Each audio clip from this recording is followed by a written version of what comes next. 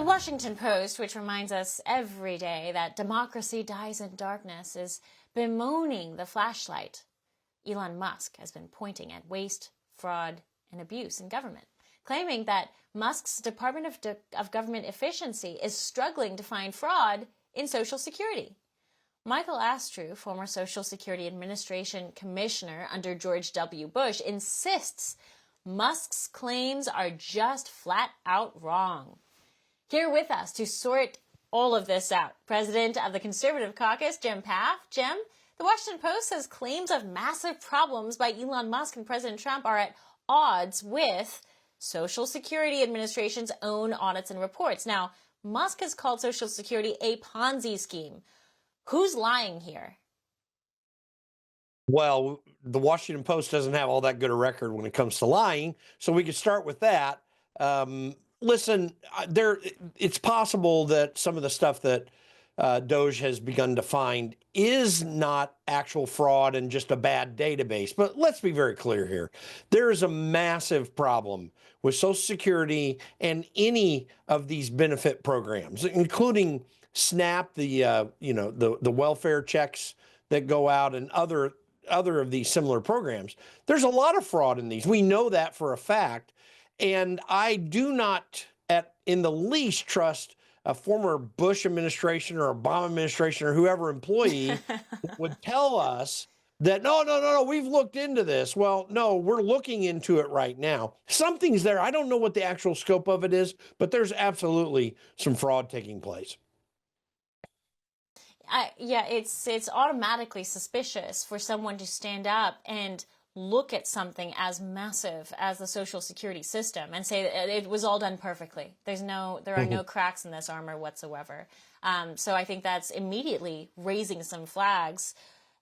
Congressman Tim Burchett was on the show earlier, and he's said that he's willing to lose his job to tell us the real reason officials are opposing Elon Musk and DOGE.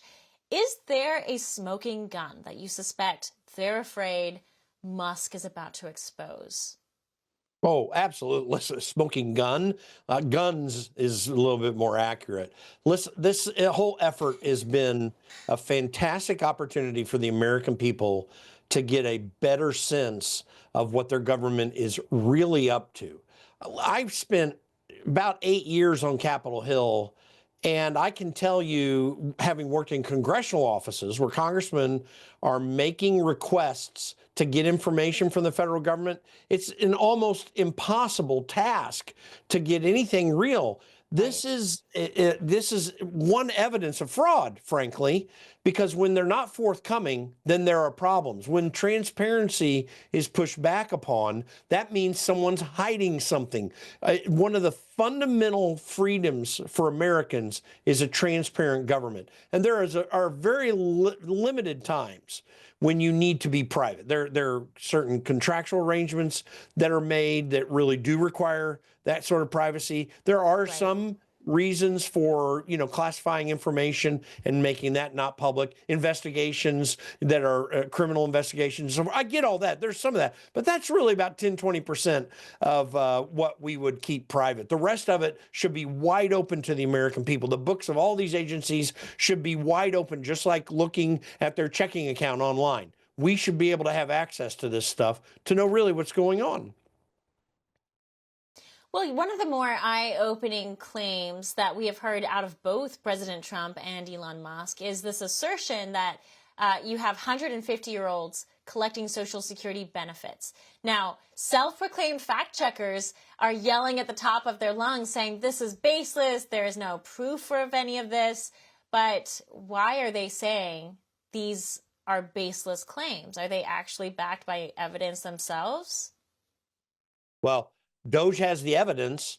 I don't know where they think they're getting their fact-checking information from, because, again, none of this is made public. We need to recognize, obviously, you don't give personally identified information, or PII, as they like to call it, another acronym. Certainly you don't do that. But in reality, there are definitely problems with a computer system that is so outdated that is not really operating efficiently enough to get rid of whatever of these people are really too old and their name just kind of lingered on the database, even if they weren't getting a check. That problem is more evidence to something very real going on. We have a system right now where many of these programs that we have put into place bind the American people to the federal government in some way or another, whether it's Social Security and other of these similar programs that give out money to people, whether it's regulation that comes into the business environment that harms businesses small and large. All of this binds us into the federal government. Now, you cannot tell me that the people who run these agencies, who are unwilling to work with Congress and be accountable to it, are not doing things that are sometimes just negligent and many times nefarious. We learned this through USAID as a fact. Like it's not just limited to USAID. We have a Social Security Administration that is really problematic. There's definitely waste there. I don't know what the number is. I don't think Elon claims to know what the number is. But don't tell me you're an independent fact checker figuring this out. The fact checker is DOGE. You know, and no, I hear that, and it's true. They are the ones actually pulling the audits, pulling the documentation.